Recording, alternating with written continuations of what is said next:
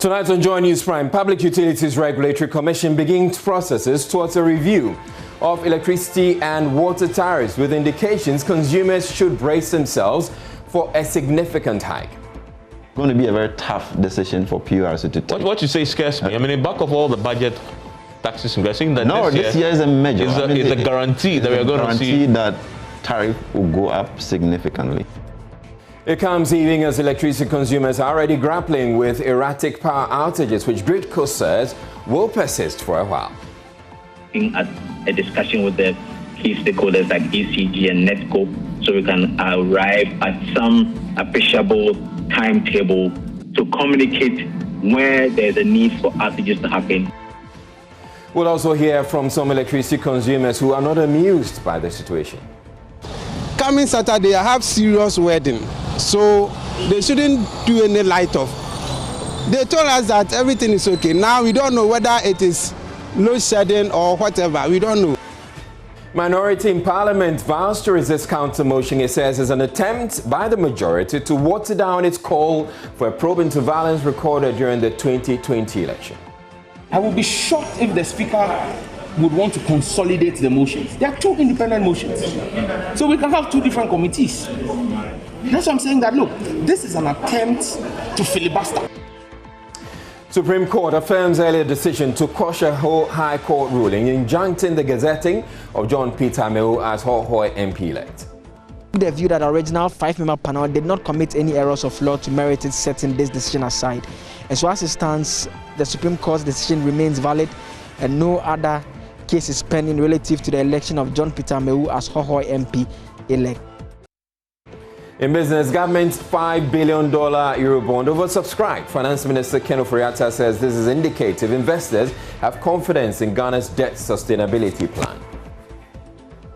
My name is Israel and Joy News Prime is coming to you live from our Founder for Studios Akoko Mlimli here in Accra on your digital terrestrial TV, because we are free to air, and also on DSTV channel 421 and GoTV channel 144. This is a home of independent, fearless, credible and impactful journalism. Do stay tuned. The Ghana Grid Company Limited says electricity consumers will have to bear with the current erratic nature of electricity supply as it forms part of efforts to improve the system. There have been numerous complaints by consumers of unannounced power outages they say leave them highly distressed. Some of them have been speaking with Joy News. The Dumsor, as we all know, we can say is back, because we have been experiencing from time to time light out, and this one is very sad upon all what we passed through, and all the promises the government also said that they fix the Dumsor problem, but up to now the thing keeps on recurring. And for some of us, we'll go out, we'll come back hoping there's light. We have so many appliances. At times we also work at night at home. So we find it very bad. It's really affecting me so much, because what I do, I use light. Even sometimes Sunday church service, light off. Coming Saturday, I have serious wedding, so they shouldn't do any light off. They told us that everything is okay. Now we don't know whether it is load shedding or whatever. We don't know. You see, the politicians in Ghana, they are not helping us. They are not telling us the truth, because always there's a problem. Always they say we have solved the problem. Then 1 year, 2 years, another problem comes again. And currently, it's really affecting us, because when you look at the shop, we are running a computer shop and we deal with light. And everything is about light. When you don't have lights, the business is not going. So the sales is a bit down. And we are just pleading for them to fix it as soon as possible to help us build our business too. Yeah, it is affecting our work, especially we work at the health service, and now we deal with a lot of things. And our machines also are being improved by using this electricity. And if we see if the electricity is becoming shortage like that, and then giving us small like piece something, it doesn't help. Actually, sometimes you put someone on the machine, and then as it started working, the light out. You see, it caused a lot of problem for us. Communications Manager for Gridco, Ebenezer Amankwah, explains the blackouts being experienced in parts of the country have to do with upgrades to the distribution infrastructure and maintenance works.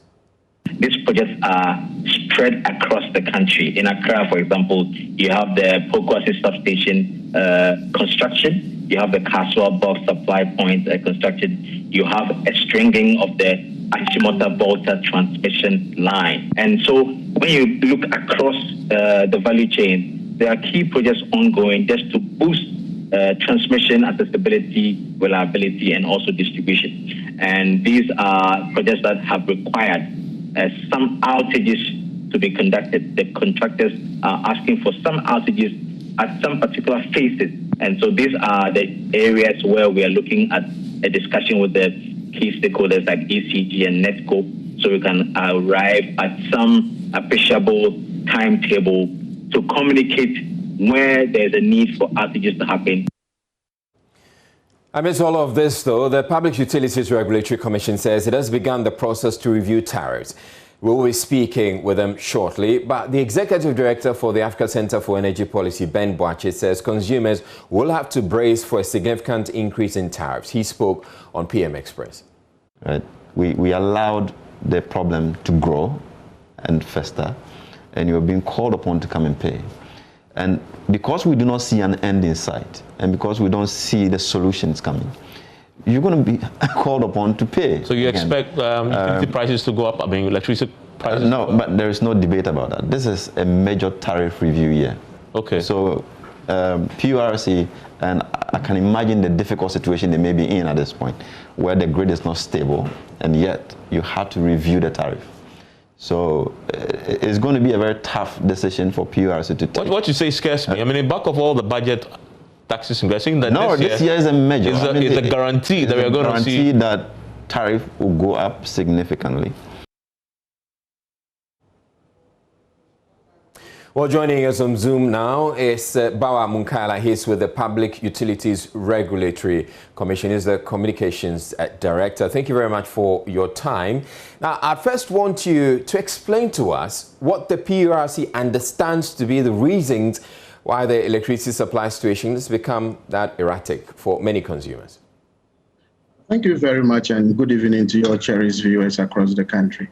The recent power outage, actually, we even issued a statement to that effect a few weeks ago from the commission saying that we were investigating the matter. Yes, we wrote to the utility providers, say Gridco for that matter, and they replied to us. However, we need to further investigate into the matter. So we have set up a panel through our formal hearing processing system, and the panel is looking at it and will surely come up with the results at the end of the day. Mr. Munkaila, you mentioned Gridco, and Gridco has been quite forthcoming in recent times, telling us what the challenges have been. But there's also the Electricity Company of Ghana, which we interface, or most consumers interface directly with. What are they telling you are their challenges? With ECG, currently the outages or the erratic power supply that we are facing is a transmission issue. And most of the cases, they are upgrading some of their systems, and they are working on maybe the maintenance or whatever of their major transformers. So when it happens like that, they need to put out some areas for them to get the chance to do the various works and all that. However, the position of PURC is that before an outage or before a consumer suffered any outage, they need to inform the consumer. So that is what we are pushing the utilities to always do. And that has even prompted the issue of Gridco coming out with press releases, informing consumers about the challenges they are facing and all that. Just to get you correctly, you're saying that the issues we're having have all to do with Gridco. So ECG doesn't have a role to play in all of that. You know, the power value chain is generation, transmission, and distribution. The distributor gets power to serve you and I in our premises if only the transmitter is able to carry the power from the generation point. All right. So if the transmitter has an issue with the transmission system, definitely there wouldn't be a power delivery at the distribution end. So in some cases, it could be an ECG problem. But in recent times, there are maintenances that are being carried out by the transmission company, which is great. And PURC has been on them, and that is why they have even issued statements upon statements to explain to consumers that these are the issues they are facing, and they would come up with whatever. All right, so the GRIDCO is telling us that we'd have to bear with them for a while longer. How much longer do you think it is going to take before GRIDCO resolves whatever challenges there are? With the maintenance schedule, it comes as and when there is the need for a particular major substation needs to be worked on. So there's no like a time period. It's just unfortunate that in recent time it has come on a series of them.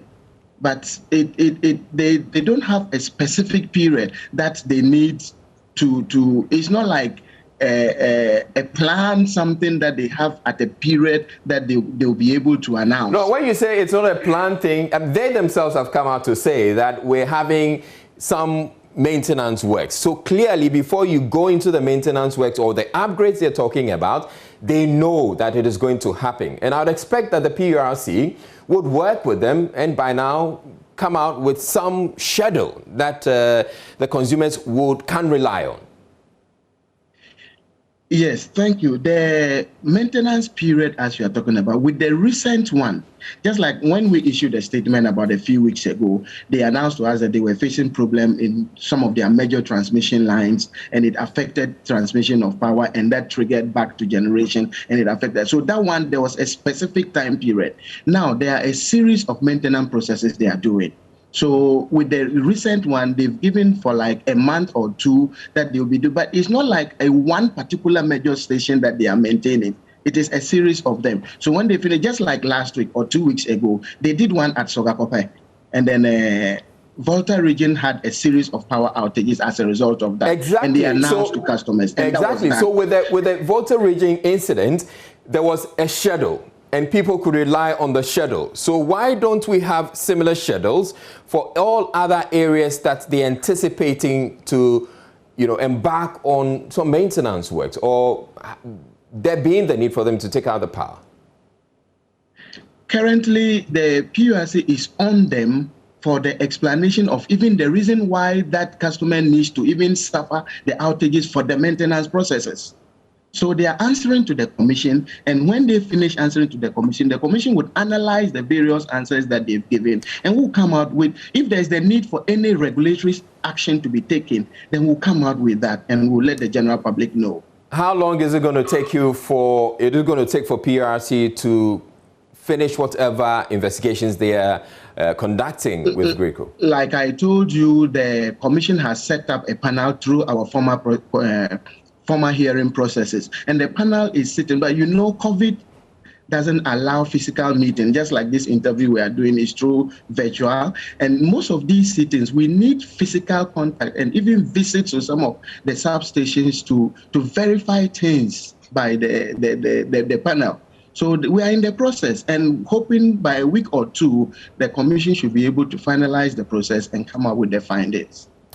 All right, thank you very much, Bawa Munkaila. He's the Communications Director at the Public Utilities Regulatory Commission. But are consumers prepared to pay more? All right, that's actually a question that had intended to put to Mr. Munkaila. Mr. Munkaila, if Mr. Munkaila is still on, Mr. Munkaila, I know that the PURC has indicated that there would have to be that, or started the processes for a tariff review.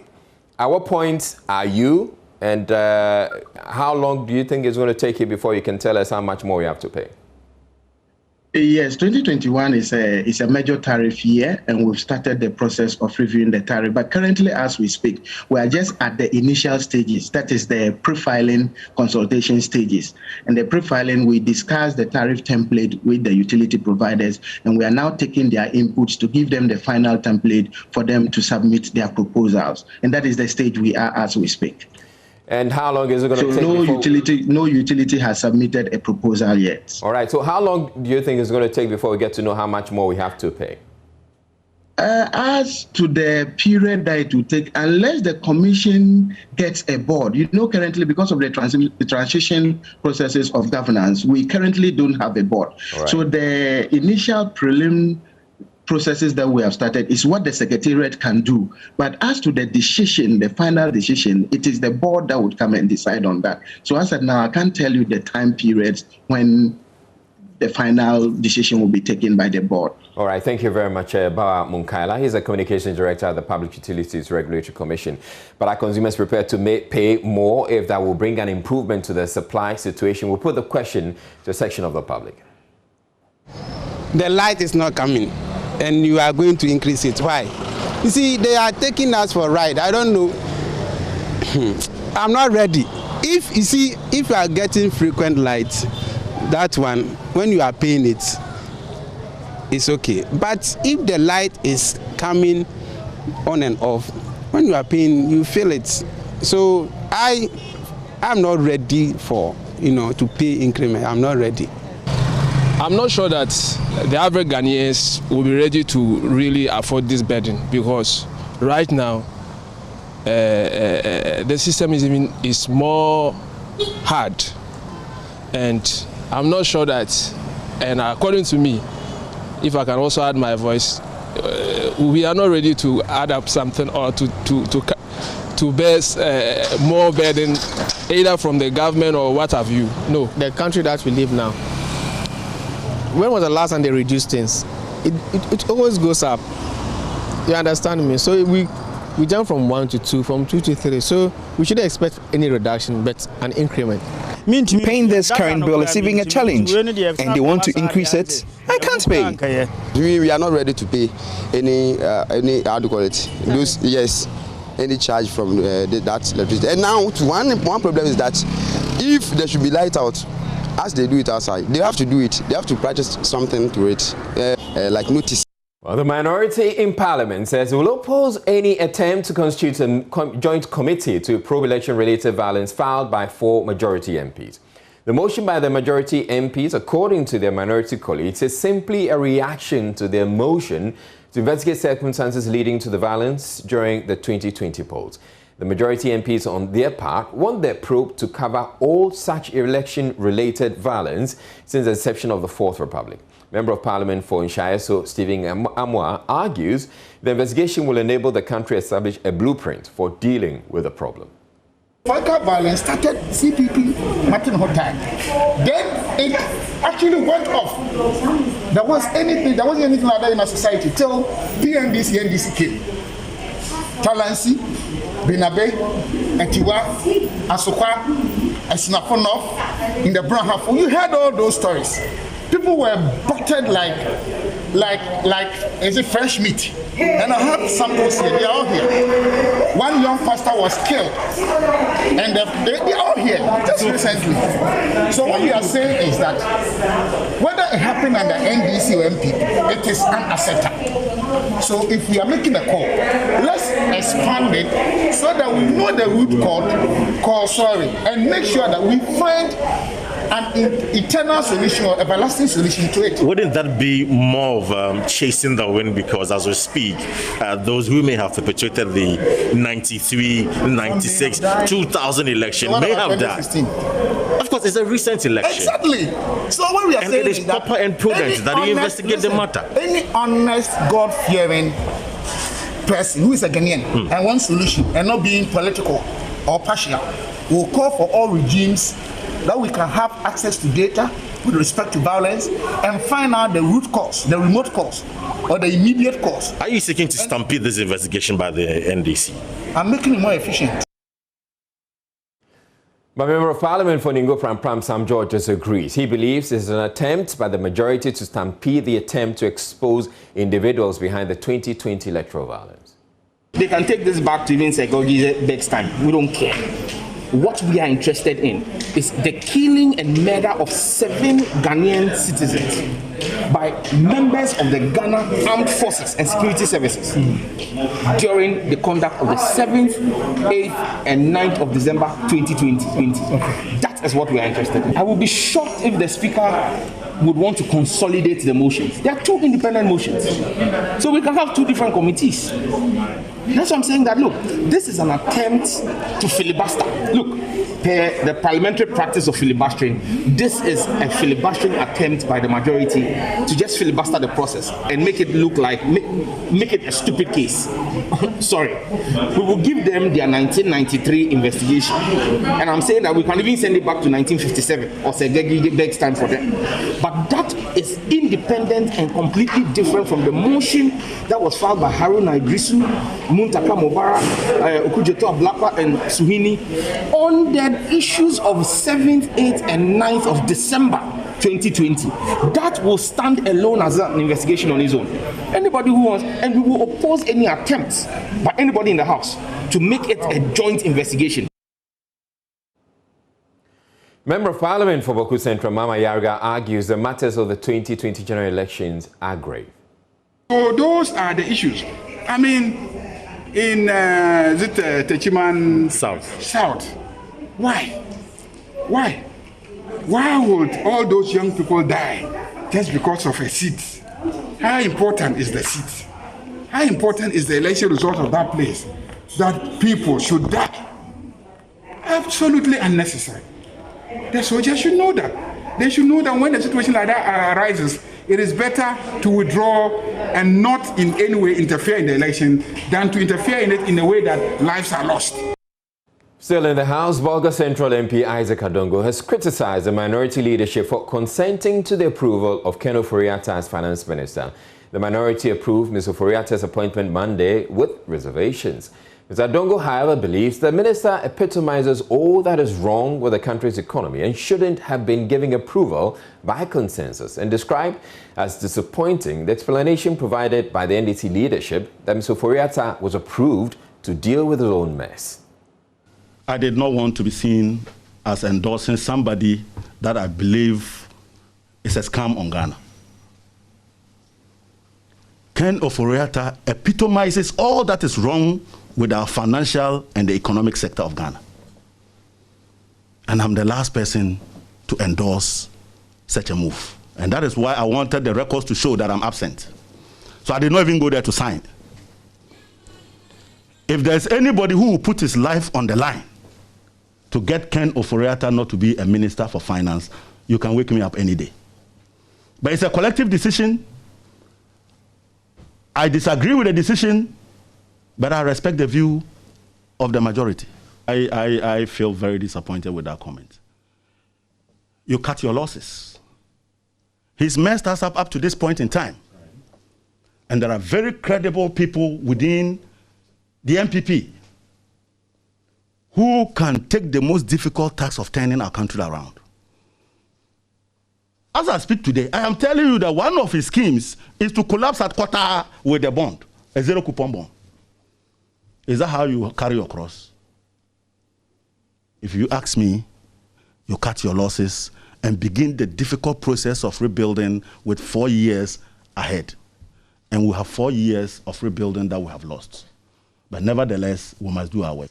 No, Trevor, that's why you decided to abstain. The consensus was reached at committee. Okay. I was not at committee to have the full facts with which they made a decision to go consensus. But having had consensus, you cannot be agitating on the floor. And so it didn't make sense whether I was there or not. But at least symbolically, that if there was nobody who was peeved, I was peeved. And I wasn't ready to be there. And I want to assure the people of Ghana that my being quiet in the last couple of days over the approval of this man was precisely because I had chosen my battle. It had nothing to do with me being compromised or anybody having spoken to me. In fact, they dare not, because they wouldn't. Have you reached out to your leadership as to why they decided to agree by consensus on this? I don't have to. A decision has been taken. We need to move on. The Supreme Court has affirmed its earlier decision that the whole High Court erred when it granted an injunction against the gazetting of John Peter Amewu as Hohoe MP-elect. The 7-member panel that reviewed the decision of the original 5-member panel stated that no errors of law were committed by the judges to merit setting aside the decision. Some residents of Santrofi, Akpafu, Lekpe, and Lolobi dragged Hohoe MP-elects John Peter Amewu and the EC to the High Court, insisting their rights have been breached because they were not allowed to vote in the December 2020 parliamentary elections. Though they secured a 10-day injunction against the gazetting of John Peter Amewu as the winner of the polls, it was quashed by the Supreme Court. There's more in this report. The SAR residents had contended that by not being allowed to participate in the December 7 parliamentary elections, their voting rights were breached, and so they said that prior to the creation of the new regions, they were voting in the Hohoe constituency, and so if they were taken out of the Hohoe constituency and a new constituency was not created for them to vote in that particular constituency, it meant that John Peter Amewu, who won the Hohoe elections, his election should not be allowed to stand because some people who should have participated in the voting process with the potential to change the outcome were not allowed to participate. The Supreme Court, as a 5-member panel, took the view that such an action is not a human rights issue and it's rather an election petition, or if they are filing a human rights action, they should be seeking human rights reliefs, and so the court dismissed it. Now, Mr. Chikata, who represents the residents, filed for a review, and the Supreme Court enhanced panel, 7-member panel that had Justices Yoni Kulendi and Professor Henrietta Mensah Bonsu joined the panel, took the view that the original 5-member panel did not commit any errors of law to merit it setting this decision aside. And so as it stands, the Supreme Court's decision remains valid and no other case is pending relative to the election of John Peter Amewu as Hohoe MP-elect. For Joy News from the Supreme Court, Joseph Akable is my name. Watching Joy News from, we're taking a break, and coming up in business, government's $5 billion Eurobond oversubscribed. Finance Minister Ken Ofori-Atta says this is indicative investors have confidence in Ghana's debt sustainability plan. Also in the bulletin, in fact, happening right now, the Finance Minister is being sworn in by the President, and we will be taking you over to bring you that bit a little later in the bulletin. Do stay tuned and we'll be back in a bit. Hello, good evening. Welcome to Business. I'm Charles Aite. Well, the President has just sworn in the Finance Minister, Ken Ofori-Atta. Let's take you live to the Jubilee House where he's addressing members of the presidency.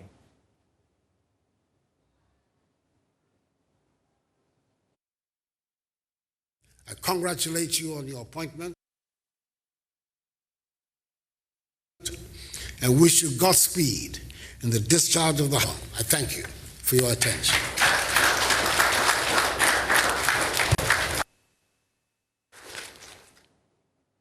Well, it was just a very brief ceremony there. He happens to be the final Minister of State to be sworn in by the President following his case with COVID-19, the complications that saw him travel abroad for some treatment.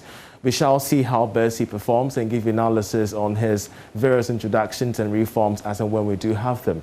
But away from that, government's $5 billion Eurobond has been oversubscribed. The bond issuance comes after a series of fixed income virtual meetings held locally across 3 days with investors from the United States, the United Kingdom, Europe, Middle East, and Asia. A statement from the Finance Ministry reads, of course, we shall be bringing you that particular graphic on the screen, as it states that investment analysts has stated this particular initiative that the issuance was 2 times oversubscribed as its peak commendable amid a global pandemic, and that Ghana is the first emerging market for the sovereign to add a zero-coupon bullet tranche to its bond financing portfolio.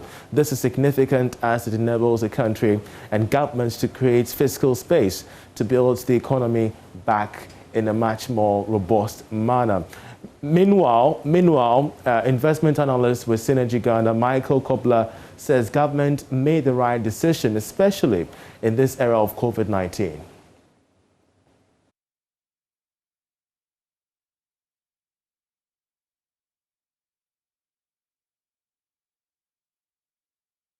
Post-pandemic period is quite difficult.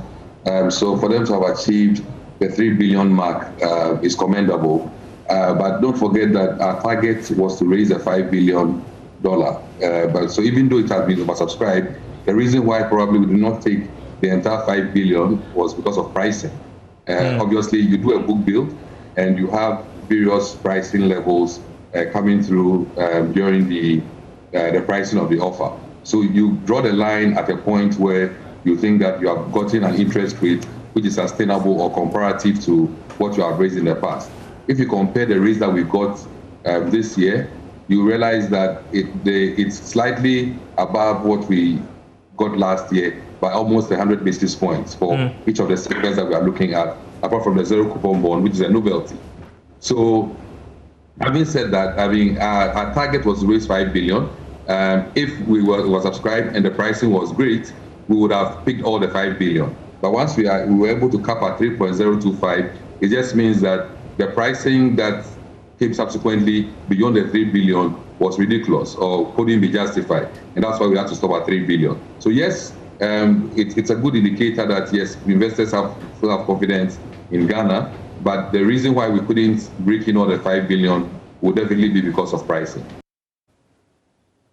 Well, despite the impact of COVID-19 on the economy, Ecobank Ghana registered an impressive 22% growth in profit for last year. This is due to the significant increase in interest income during the period. Charles Nixon Yeboah looks at the 2020 financial statement of the bank and has more.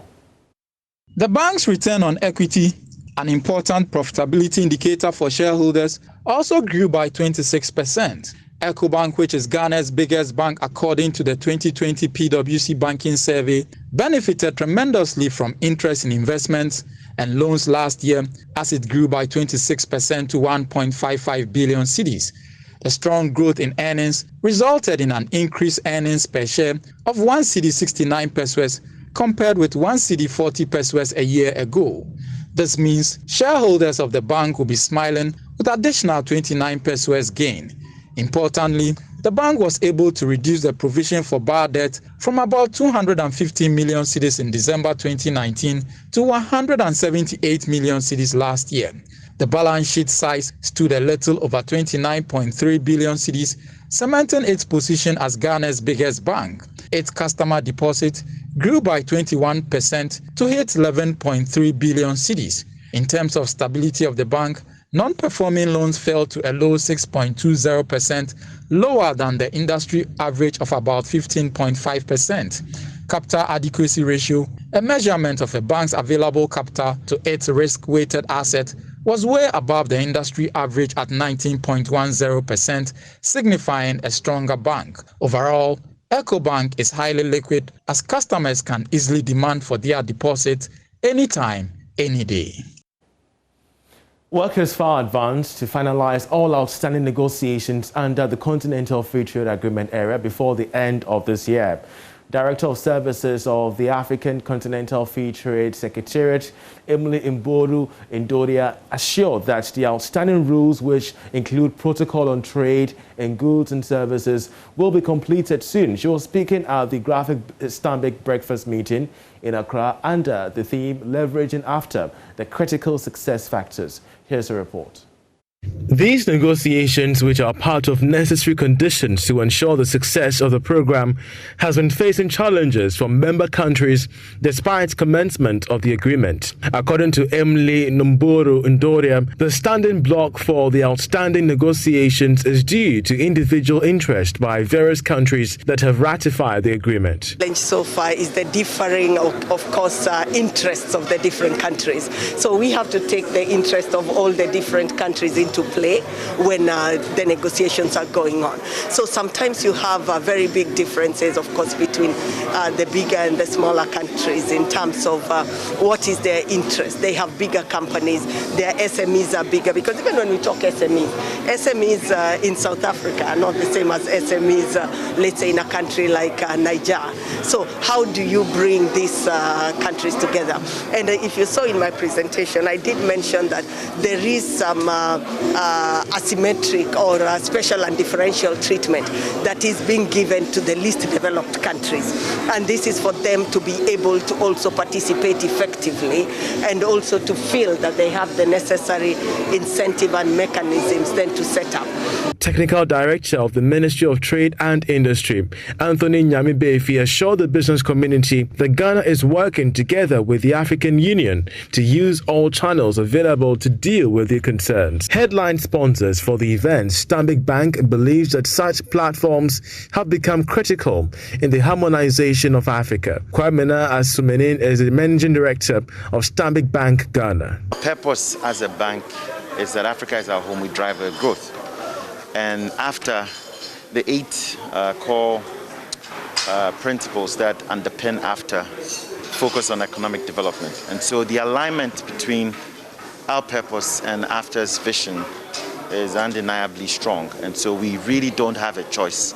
If we want to be successful in Africa, then we must stand behind AFTA and make sure that AFTA becomes successful. And so our focus is to see ways in which we explore ways in which we can, build up local giants that will be able to, realize some of the opportunities that AFTA does present. And that's what we've been doing in Ghana for over many, many years. Joy Business is the official media partner for the breakfast meeting. And that's how we end business. Sport is up next. You're watching Joy News Prime Time to bring you sports. My name is Hans Mensah, and the Ghana Football Association has announced a list of clubs who will be allowed to admit fans into their respective stadia following the successful completion of the Stewards training. According to the Executive Council of the Ghana Football Association, after getting the required approval to admit fans to their stadia, clubs must stick to the 25% capacity directive by government.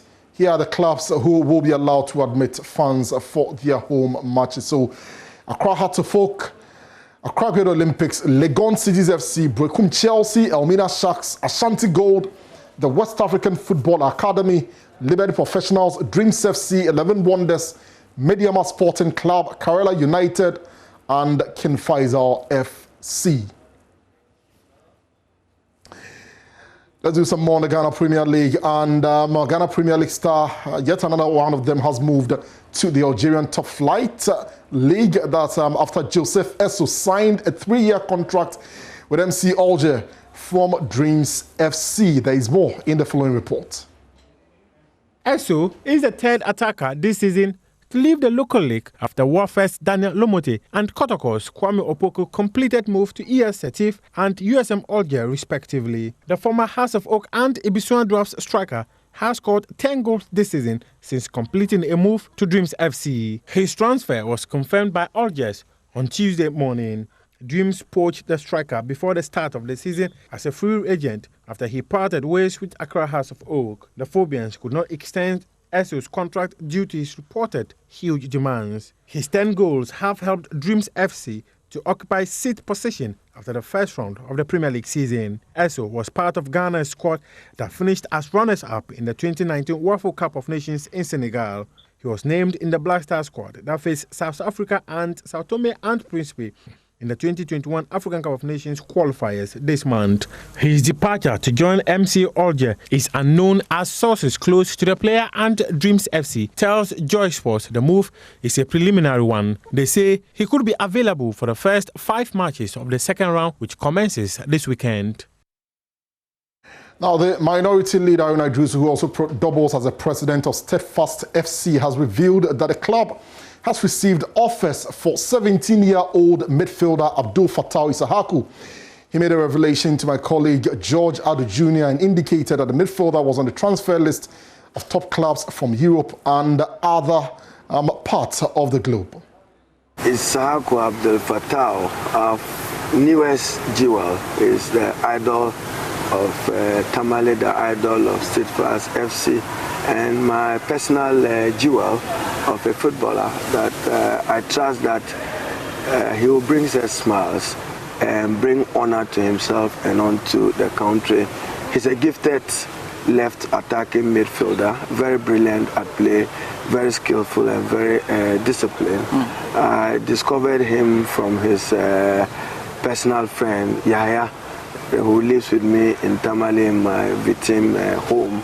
And since then, we've built a bond. He's become part of a family. So I'm looking at him not just as a manager, but as a younger brother and a son. Formidable player. And you can't resist Fatau. When he gets the ball, he confronts, every defender. He keeps going without any fear. Yes. That tells you of his confidence level is high there. We just pray for him for good health and trust that he would make Ghana proud.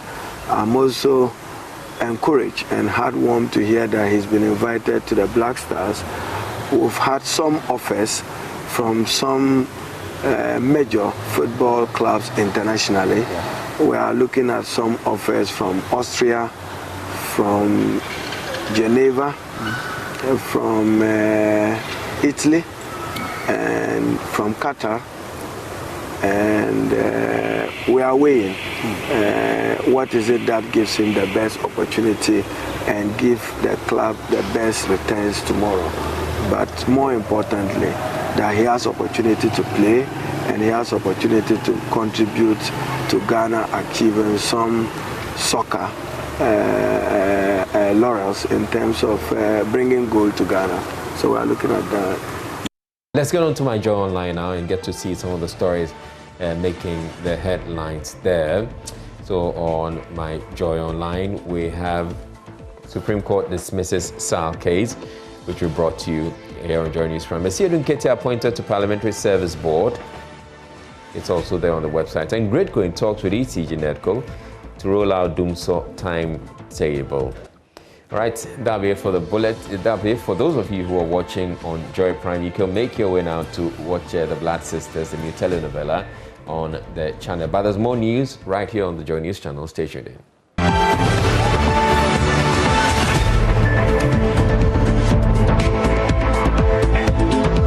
The prime suspect in the alleged murder of a 25-year-old lady in the Volta Regional Capital Ho has requested the police to allow him more time to recover before giving his statement on the incident. Anthony Dodori was found battling for his life after allegedly attempting suicide and slitting the throat of his girlfriend Harriet Haiti on Tuesday, March 23.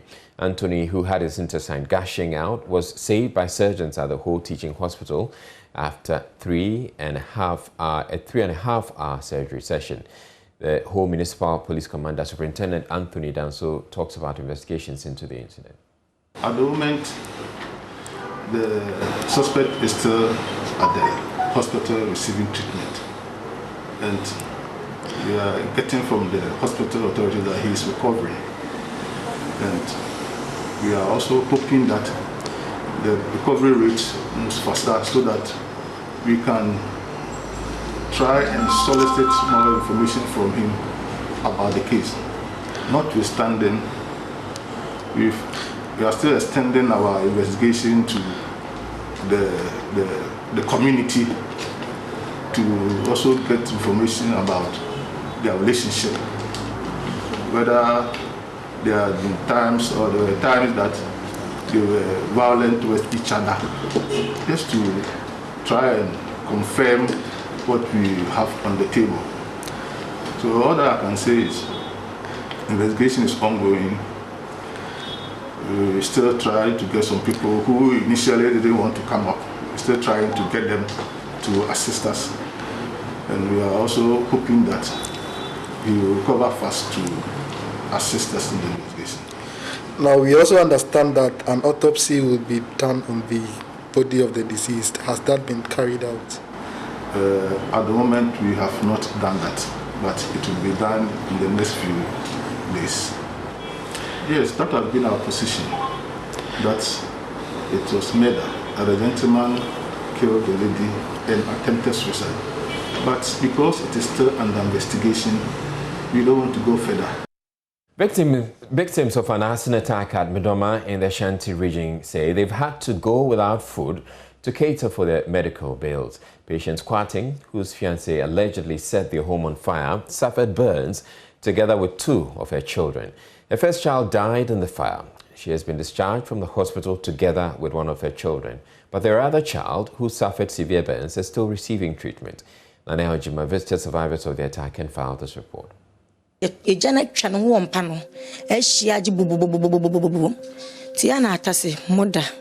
The fire had surrounded my son, who kept calling for help.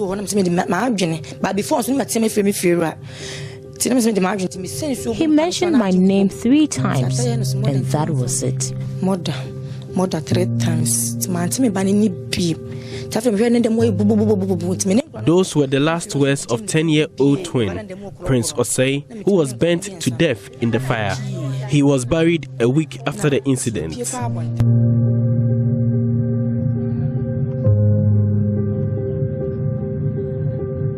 Akwesi Agyeman, the fiancé of Patience, allegedly set ablaze his daughter and 2 other maternal siblings after a squabble. Patience spent almost 2 weeks in the hospital. Her legs are bandaged, rendering her unable to walk. She is still in pain, but her major worry is rising cost of hospital bills.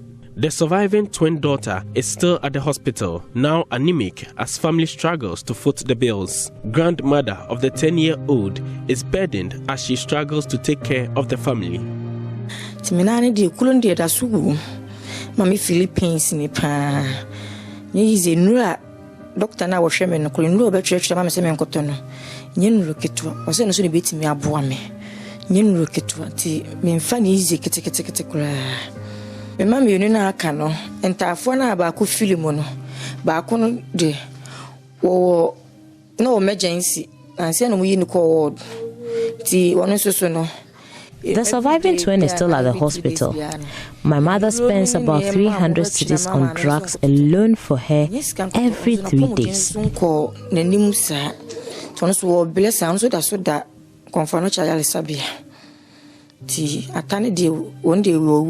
Last week Monday ni ko sie no ti ketwa ba ko na ka menchende and ejani emframa kakra ne fan ho to no wan sheda. The last girl is well.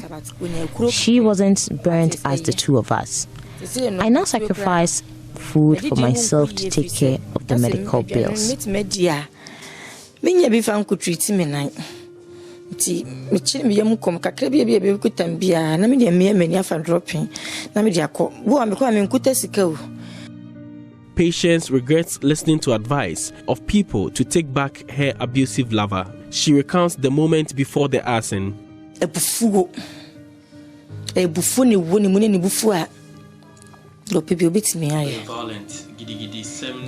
Agyeman has a quick temper and is very violent.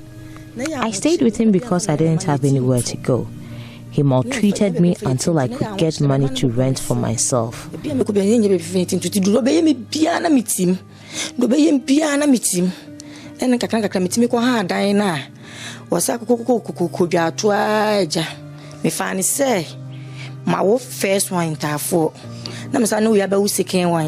After several pleadings, I accepted him, and see what has happened to me.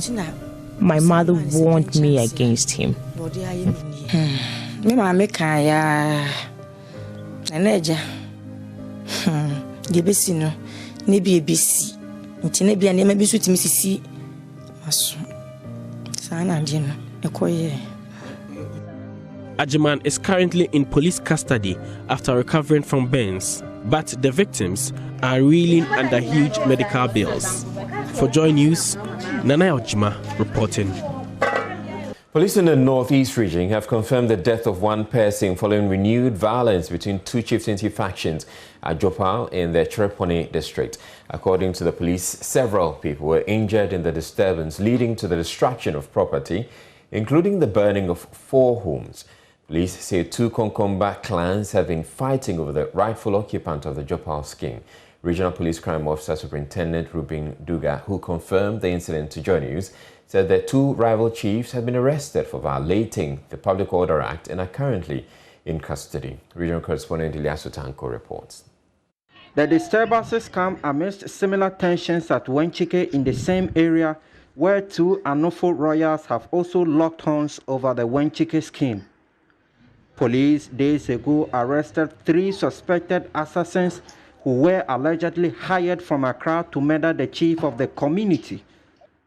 The crime officer said several people have fled from the Jopal community and that the 2 chiefs have provisionally been charged for violating the Public Order Act. He, however, said armed military and police personnel are currently patrolling the area to restore calm. Yes, presently, right from that the night of 26, running down to today, we have police and military presence in the community, ensuring that there is calmness and patrols are ongoing, protecting life and property so that no further properties are damaged and no further life is lost. And as of yesterday, we have picked up the two aspiring chiefs for the community, and they are presently in our custody, whom we are interrogating for at least violating the Public Order Act, because this was a special event they were going to hold, and the law mandates that they inform the police. So we can make some security arrangement for them. Assuming they had done that, probably will not be at where we are now. The Pom Chief, to have his blessing to also install this very candidate as the chief over the village of Jupa. And so the Chereponi Paramount Chief, having recognized Yakum over Buyok, who is from the earlier settlers, on the 26th of this March, it led to a clash because they returned from Chereponi into the village with celebration or jubilations, and this resulted in a clash. And our inquiries revealed that one person by name Jili was gunned down. This was discovered on the 27th when police visited the community. Liasu Tanko reporting for Joy News. Residents in and around Nkonya Bumbunla in the Biakuya district of the Oti region have lamented the continuous stay of herdsmen in their area is affecting their economic activities. According to them, they are unable to engage in farming activities and harvest their crops in peace due to the activities of the herdsmen who have become so aggressive and attack them on their farms. The chief of Nkonya Bumbula, Kwabena Ose Drakatu II, therefore implored the government and relevant agencies to step in and drive the herdsmen away to avert a possible conflict in the area. About 90% of residents in Nkonya Bumbula and its surrounding communities engage in farming due to the availability of vast arable lands in the area. This made farming the nerve of the local economy here, as residents rely heavily on the sales of crops to support their livelihood. However, the survival of these residents is threatened by the activities of herdsmen. The residents lamented that the herdsmen have turned their farmlands into grazing fields for their animals. The cattle have destroyed our farms and crops. We can't go to our farms anymore. We are scared they will attack us. In fact, the forest areas have now become grasslands due to activities of the herdsmen. Animals have been eating our cassava crops on the farms, and when we complain, they say it is just a little portion of the farm. Our families can survive on what they consumed.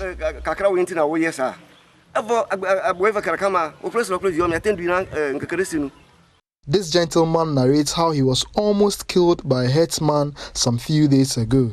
I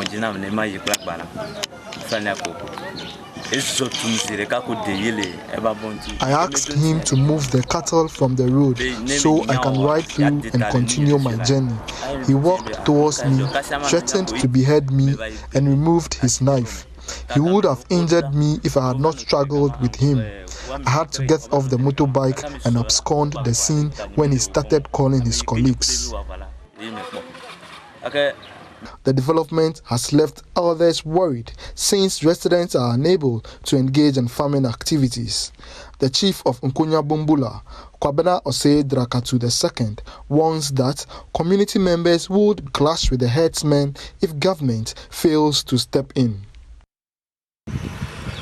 We confronted the Fulanis. They told us that they have been given registration of a certificate by the disassemblies, which the stakeholders, we the owners of the land, we don't know.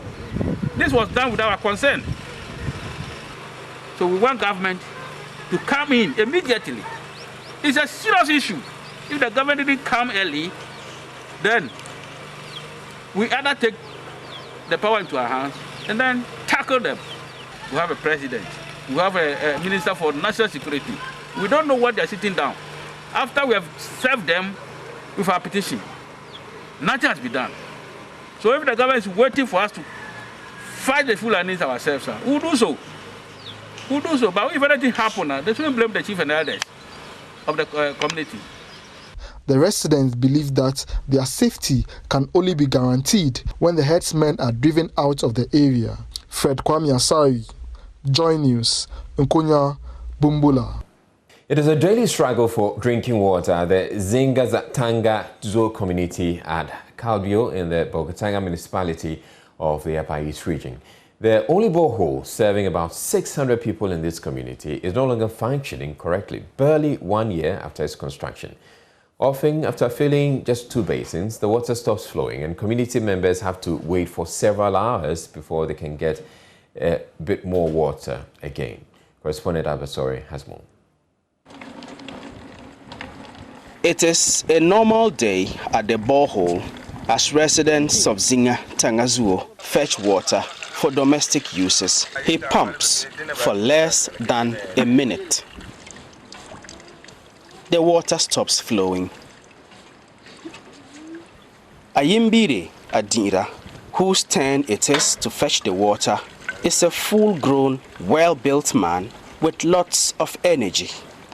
He is only trying to fill up his little plastic bucket for an evening shower. But his aggressive pumping of this borehole is yielding no results. Adira is getting tired. About 5 minutes have now passed. The water is now only flowing like obstructed urine. Ayimbire Adira tells Joy News this is a daily ordeal for the people of Zinga Tangazuo.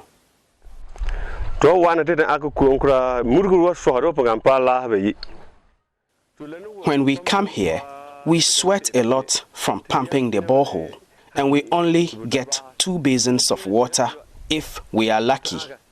In the rainy seasons, we harvest water from the rains, so that helps. But in the dry season like this, we don't get much water. The residents of Zinga Tangazuo here at Kalbio tell Joy News some of them often have to travel some kilometers to other areas to get borehole water. There's also one borehole there, but it's too far for us, about 1 kilometer. And sometimes because the community is so large, a lot of crowd is there. So sometimes the women have to go to the riverside to even excavate the soil before they can get the spring water. Our animals do the same thing. The animals cannot get water to drink in the dry season. So some die of even a test. Yes, and a lot of the animals go astray because they don't get water. They go to far places that there's water and they don't come back. Matthias Asokiyene Aganda is assemblyman for Kalbion.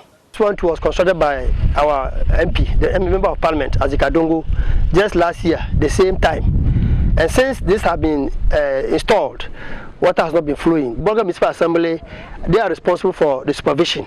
So we have actually communicated to him, and he was shocked.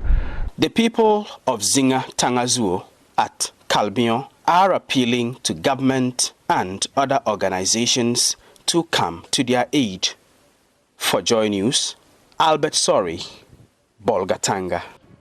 Water, they say, is life. If this saying is anything to go by, then the lives of 8 communities or residents in 8 communities in the Dungu electoral area in the northern region are under threat because the only dam serving them is almost dry. The dam, though not the best source of water, is their only available water over the years. Northern region correspondent Martina Bugre reports.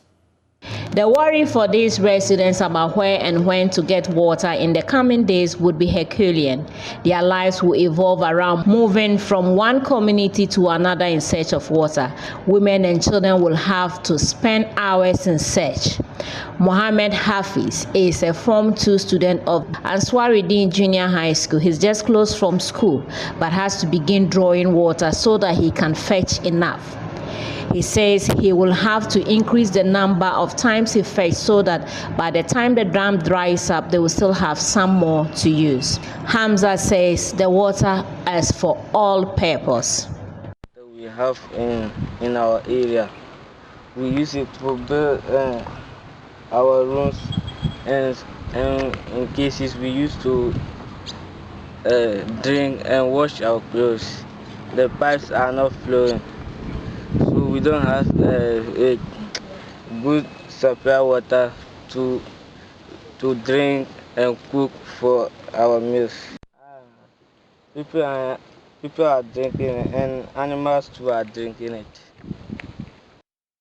A student of the UDS, Suleimana Abdul Jabbar, says they have had to rely on this water because they cannot afford the daily 2 cedis for a gallon of water sold by water vendors. It has been a month since we have water shortage in this area. The pipe is not flowing anymore. And this is the only dam around this area, and we are depending on it. And as you can, when you come here around Saturday or Sunday, I bet you will cry. When you see us with the students, we are suffering here. And, some of the people in the community, they are selling waters for us. They'll go somewhere and bring the water. 1 gallon of water is 2 cedi. Okay. And imagine you are a student and you are going to spend all your money on this on buying water from the natives. So we are really suffering a lot around this area. This is the only dam that we have here, and you cannot even use this water to wash your hand. The water is also contaminated, and you are supposed to use it and wash your hand or cook something and eat. They should please come to our aid and help us. We need their help. They should support us. Just look at our school, UDS. So, if we are here staging and this river, or there's no water here, we are going to suffer. So we are appealing to these NGOs and the government. They should come to our aid and also get water for ourselves. We are appealing to them. They should come and help us. Another resident, Zarao, says for the past 2 months, they have not had water run through their pipes, and so they have to go in search of water each day.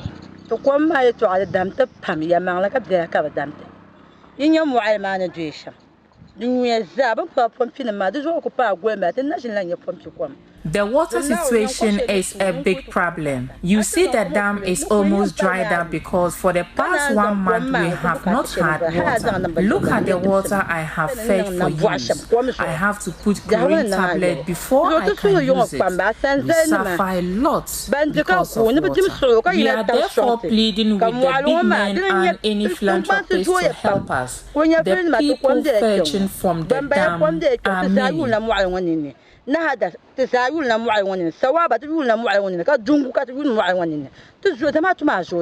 assemblyman for the Dungu electoral area, Haruna Rufai, says the people are suffering and all plea on the Ghana Water Company has not yielded any results.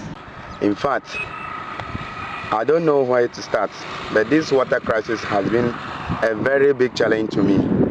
I cannot count the number of times I have been to the Ghana Water Company. It is getting almost 2 months now. We have not had any water from this electoral area. In fact, the people are suffering.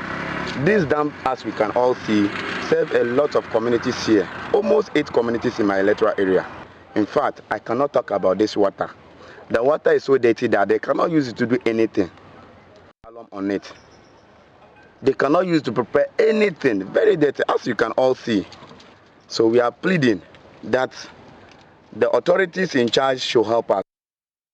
In the face of looming water crisis in Kumasi, stakeholders have started engaging settler farming communities around the Barakesi Dam to all the spate of encroachment.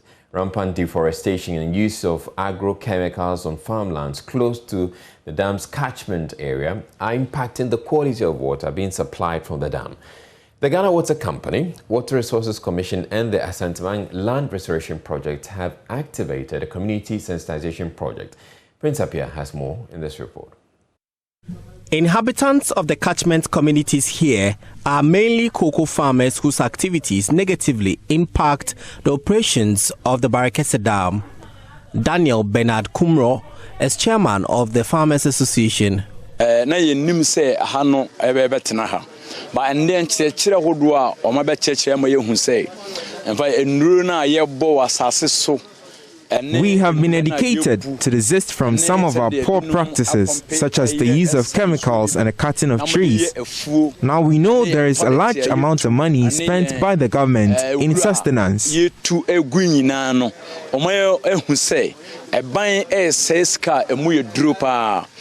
The activities of these farmers have resulted in major pollution of the water source, threatening the quality of water supply. Tree cutting and use of agrochemicals on the encroached land are major challenges.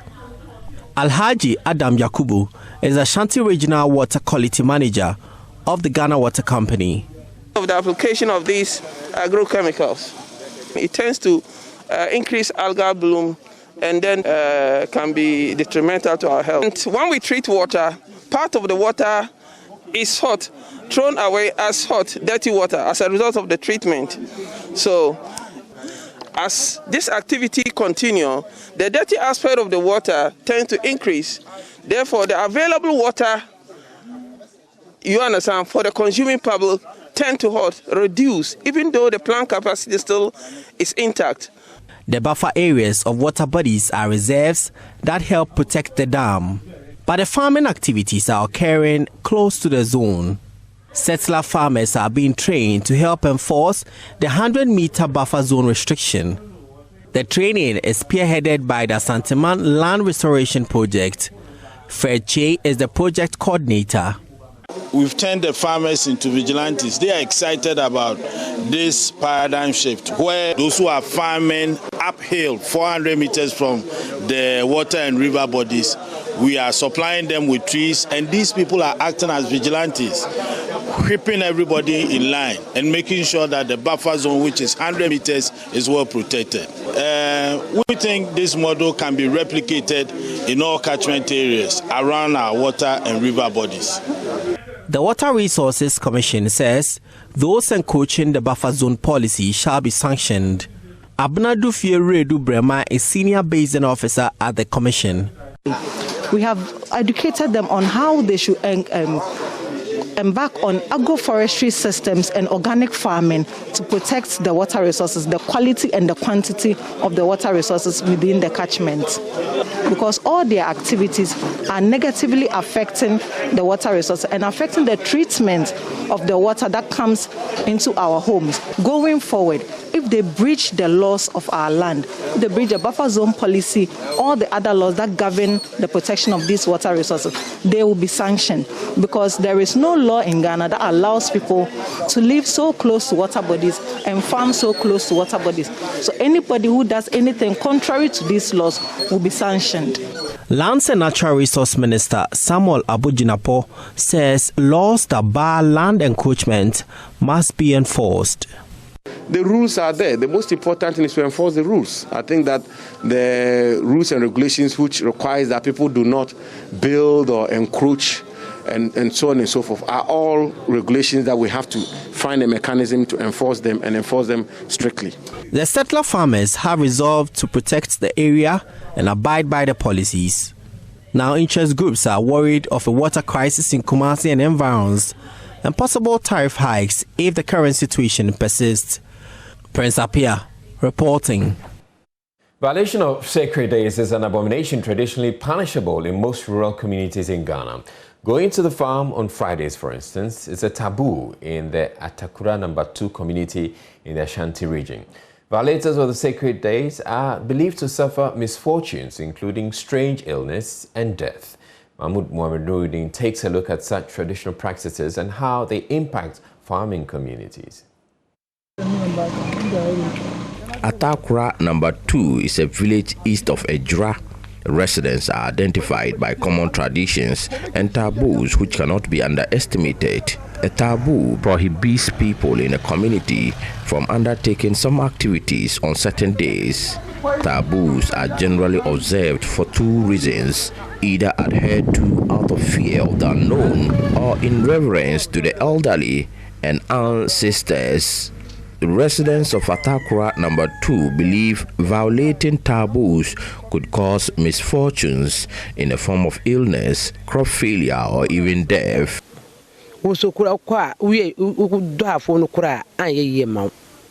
When you go to the farm on Fridays, your crops will fail because it is prohibited to go to the farm that day.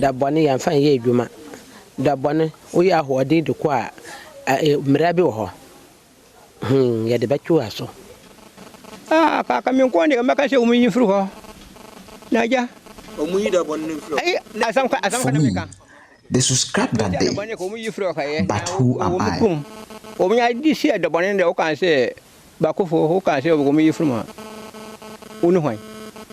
Planting and harvesting may take place on certain days of the week. For many residents, it is unthinkable to anger the gods by violating the taboo by going to the farm on Fridays. Paul Mayim is the chief of Atakura number 2.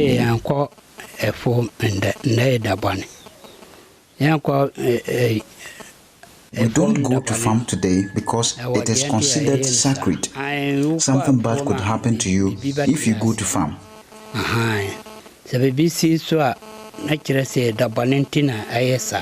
He talks about a misfortune that befell a resident who went out fishing on a sacred day. A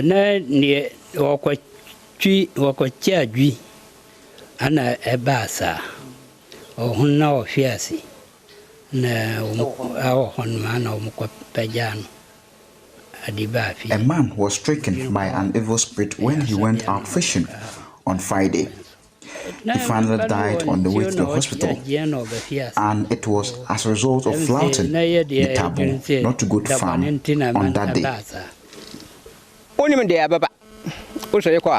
You wouldn't know what will happen to you on the farm that day. You wouldn't even feel comfortable working.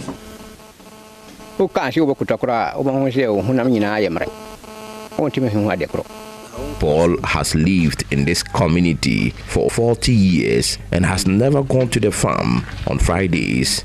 There are several cases of residents who have had strange encounters disobeying the taboo. Ayele Al-Hassan, for instance, went to the farm on a Friday to have a share nut. While on it, she saw a snake that mysteriously disappeared. We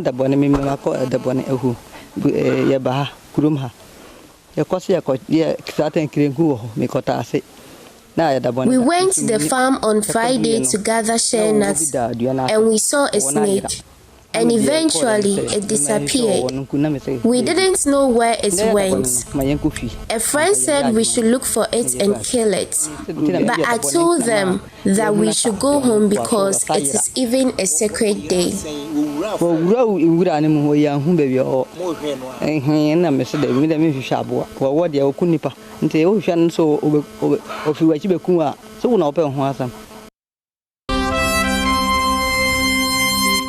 And we're back with business. The National Pensions Regulatory Authority has moved to prosecute employers who default in paying employees' pensions contributions to the appropriate trustees as demanded by law.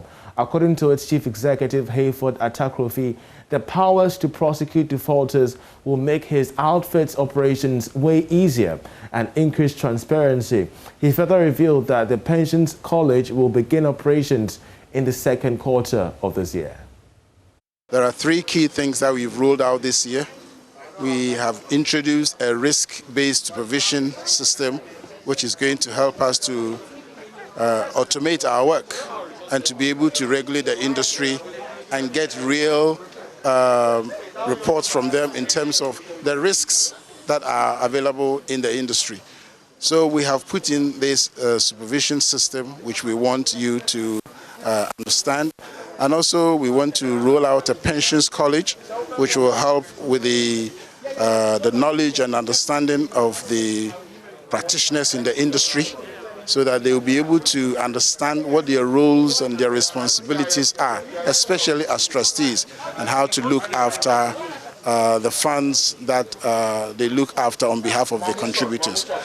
And then also we have been given the powers to prosecute. There are a number of employers who default in paying contributions on behalf of their employees. And when they retire, it becomes very difficult for them to retire on decent pension. And we've been given that powers to be able to prosecute these defaulting employers. So in fact, it was a gap in the law, in the sense that at the very beginning, SSNIT, which is a provider and also the manager of Tier 1, was given the powers to prosecute. But in as much as the Tier 2 was made mandatory, the powers to prosecute the defaulters of Tier 2 was not put in the law. So there was a kind of a gap. And as regulators, it made our job quite difficult, because the level of default became very high because there was no prosecuting body. And that is why when we realized that gap in the law, we applied to the Office of the Attorney General and we were given those powers. So it makes our job as regulators complete, and to be able to plug that gap of Tier 2 defaults. Now, about 15 employers are currently facing criminal prosecution for failing to pay pension contributions of their workers. Mr. Atakrofi also indicated that 3 million cedis has been received by corporate trustees as at the end of January 2021, after the authority issued final demand notices to 60 employers as a final reminder to make good their indebtedness or be prosecuted.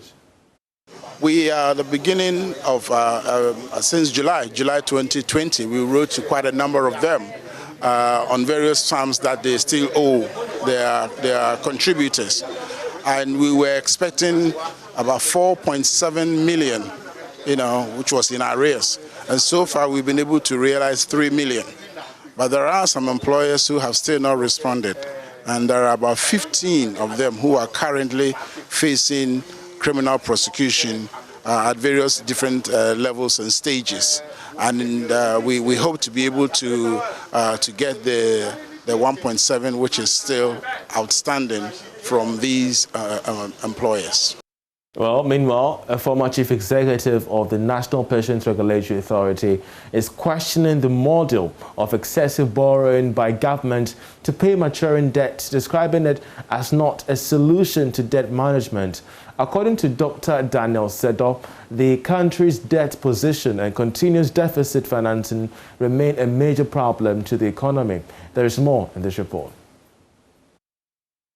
Speaking as one of the key guests at the UPSA Alumni Symposium on the 2021 budget, Dr. Sedo called on government to stop taking loans for consumption, but rather borrow to own productive assets. The event was graced by many alumni across the globe, including key personalities in both the public and private sector, in person or virtually. They shared perspectives on how to get the economy on a sound footing and create hope for the citizenry. Dr. Sedo said the country's economy should create employment through the utilization of productive assets. The little contribution is that these are my productive areas. Can you give some concessionary loans to these productive sectors? Push them to do well, push them to employ more people. Then they pay taxes, they pay dividend. Then throw something back to the banks and say, because you've supported these sectors with concessionary loan, I'm giving you a rebate. So it becomes a win-win, because ultimately what government is seeking to do is to make the citizens happy. They are employed, they can look after their families. So creating job, productive job, is a critical thing. Getting companies also working and be profitable is a critical thing. And if everybody is being productive, everybody will pay tax and everybody will be a winner. So I do not believe that the taxes should come ahead of the production. I do not. And I do not think that the banks that survive should be punished, literally, for the sins of other people. I do not think that is fair. And we can't borrow our way out of the situation. Because if you look at the numbers critically, the borrowings are not in productive sectors. The borrowing, we are not sweating the borrowing well enough. And so because of that, the revenues that the borrowing should generate for us, they are not. And you see that we borrow to pay for maturing debt. And that in itself, we are only prolonging or delaying the effect that it will have on us. The world will not get easier anytime soon. It will be competitive, and we are not developing the human skills to even be competitive. We should be thinking of ventures that we can use our brains to do things and make a lot more money and then pay taxes to solve that. Again, I would say we should be looking at our costs. The expenses we generate in doing things are just unsustainable, and that is serious. The borrowing we have to stop at a certain point in time. For his part, Director General of the Internal Audit Agency, Dr. Eric Oduro-Osai, said the 2021 budget failed to provide continuity plan towards economic recovery. According to him, the budget will rather overburden businesses than make economic gains. The main challenges of this budget, as I see from my presentation, are as follows.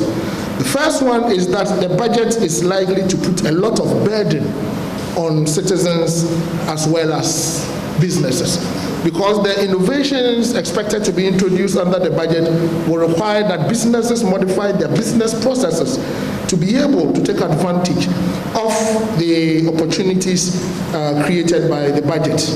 Again, it is a challenge to the labor front as well as workers because of this perception of an implied freeze in salaries. That is also going to be a challenge. The budget did not provide a framework to carry citizens along. What is the role of citizens? What is the role of key stakeholders in ensuring the achievement of the budget? Is it that the budget is an Accra budget or a central budget? How does the local government see themselves in this budget? For the first time in the Fourth Republic, the district composite budget of district assemblies were not annexed to this budget. And I find it worrying. In that case, the people living in the various local governments do not see themselves in it. And that's how we end Business. Sports is up next. I'm Charles Aite. A former Kumasi Asante Kotoko defender, Frimpong Manso, was bemoaned the lack of respect accorded ex-players of the club by successive management teams. In recent times, some ex-players of the club have openly expressed misgivings at the treatment meted out to them by administrators. Former Asante Kotoko players complain of lack of cooperation, respect, and partnership in trying to resolve the many problems affecting the development and progress of the club. He spoke exclusively to Love FM's Delali Atiasi. One, you need to be recognized that you were once with the club, you've helped the club. But if you are not given that recognition, you cannot force yourself onto the team. You see, we have a lot of players who are now, they all feel very bad. They think that the club has not been fair with them. Some, even if they want to go to the stadium, it's a problem for them. They will be heckled at the gates here and there. Nothing. You are not consulted in anything, on anything. So for me, I think they need to address that problem. It's a serious problem now. Now we have an association, well organized, those outside and then those of us here. And we've been talking a lot about these things.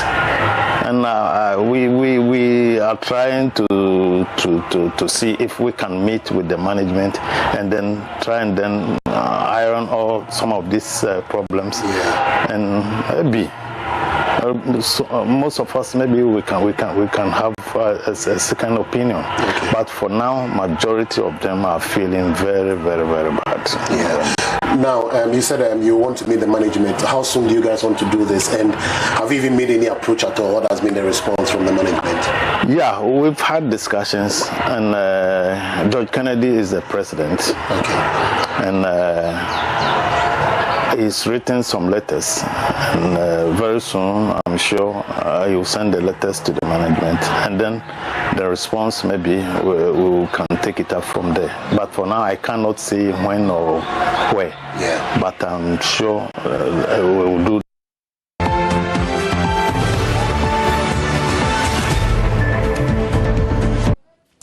And that'll be it for the bulletin. Before I go to a quick run through our top stories, the Public Utilities Regulatory Commission has begun the process towards a review of electricity and water tariffs, with indications consumers should brace themselves for a significant hike. Be a very tough decision for PURC to take. What you say scares me. I mean, in back of all the budget taxes, you're saying that this year is a major. It's a guarantee that we're going to see that tariff will go up significantly. It comes evening as electricity consumers are already grappling with erratic power outages, which GRIDCO says will persist for a while. We are looking at a discussion with the key stakeholders like ECG and NETCO, so we can arrive at some appreciable timetable to communicate where there's a need for outages to happen. Consumers we have been speaking with, though, are not amused by the situation. Coming Saturday, I have serious wedding, so they shouldn't do any light off. They told us that everything is okay. Now we don't know whether it is load shedding or whatever. We don't know. The minority in Parliament is vowing to resist a counter motion. It says it's an attempt by the majority to water down its call for a probe into violence recorded during the 2020 election. I will be shocked if the Speaker would want to consolidate the motions. There are two independent motions. So we can have two different committees. That's why I'm saying that, look, this is an attempt to filibuster. Well, thank you very much for watching. Have a good evening. And PM Express is up next with Evan Smith.